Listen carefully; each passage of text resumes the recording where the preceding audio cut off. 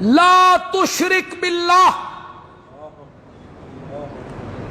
کرو مانا کچھ تو سمی ثواب لے لو، زور سے بولو سارے، لا تشرک باللہ، اللہ کے ساتھ کسی کو شریک نہ کر، شریک نہ بنا اللہ کے ساتھ سانجی۔ کیوں؟ ان الشرک لظلم عظیم، بہت بڑا ظلم۔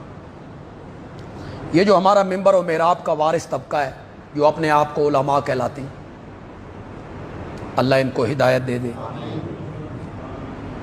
اللہ ان کی صحیح رہنمائی کرے۔ اکثر کو تو پتہ ہے، لیکن جب ہماری ضربیں لگتی ہیں نا قرآن کی تو جواب کو نہیں بن پڑتا، تو پھر وہ جان بوجھ کے اپنے لوگوں کو پٹیاں پڑھاتے کہ نبی پاک نے فرمایا تھا میری امت شرک کاری نہیں سکتی، شرک کاری نہیں سکتی، شرک تو یہ امت کاری نہیں سکتی، تو پھر آپ کیوں کہتے ہیں کہ یہ مشرک ہے، یہ شرک ہے؟ حالانکہ وہ جو حدیث بیان کرتے ہیں کہ میری امت شرک کار نہیں سکتی، وہ اس طرح نہیں ہے، وہ میں آپ کو بتاتا ہوں۔ صحابہ کو توحید کی سمجھ آ گئی، شرک سے متنفر ہو گئے، مال غنیمت آنے لگا، دولت آنے لگی، پیسے آنے لگے، خوشحالی ہونے لگی۔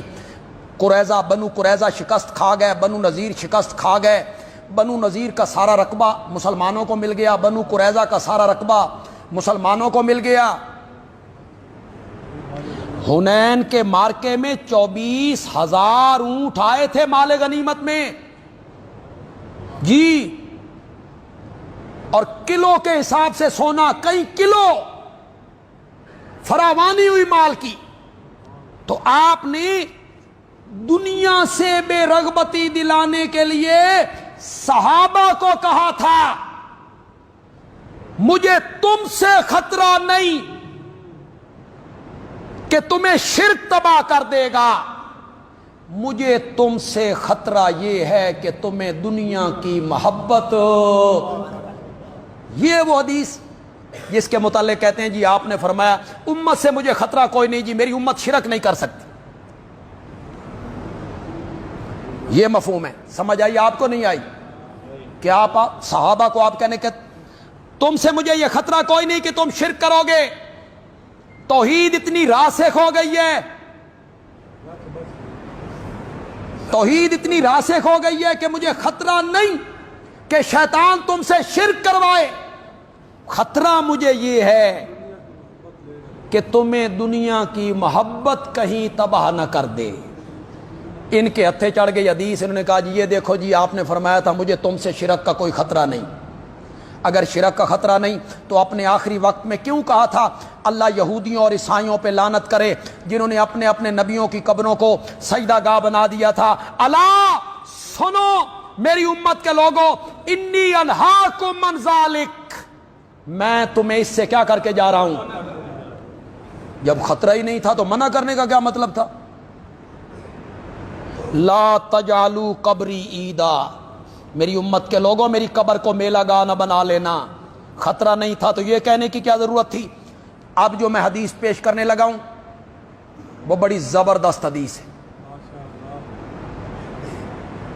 آپ یہاں اسے لکھ لیں، نوٹ کر لیں۔ سناؤں؟ ہے آپ کی توجہ؟ سناؤں؟ میرے آقا نے فرمایا، ذمہ داری لوں گا حدیث کی، میرے آقا نے فرمایا قیامت اس وقت تک قائم نہیں ہوگی جب تک میری امت کے کچھ قبیلے بت پرست نہیں بن جائیں گے۔ چلیے جی، میری امت کے کچھ قبیلے کیا نہیں بن جائیں گے؟ آپ کہتے ہیں آپ نے یہ کہا ہے کہ شرک کا خطرہ کوئی نہیں، ادھر میرے نبی پیشن گوئی کر رہی ہیں کہ قیامت اس وقت تک نہیں آئے گی جب تک میری امت کے کچھ گروہ، کچھ قبیلے بت پرستی شروع نہ کر دیں۔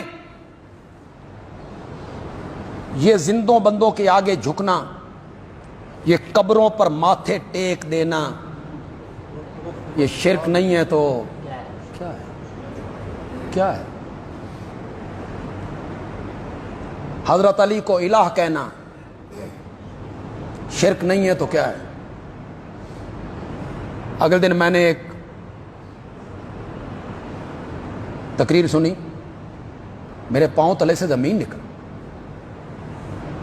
وہ فرمانے لگے تمہیں اس لیے پیدا نہیں کیا گیا، بالکل ان کے لفظ دوہرا رہا ہوں، تمہیں اس لیے پیدا نہیں کیا گیا کہ تم اللہ کی عبادت کرو، تمہیں تو اس لیے پیدا کیا گیا ہے کہ تم علی کی بندگی کرو۔ یہ شرک نہیں ہے جی، پتہ نہیں شرک کس بلا کا نام۔ بندہ شرک کر کے باہر نکلے تو اس کے سر پہ 2 سینگ اگتے ہیں، بندے کو پتہ چلتا ہے کہ یہ شرک کر کے آیا ہے، شرک کرنے والے کے سر پہ سینگ نہیں اگتے۔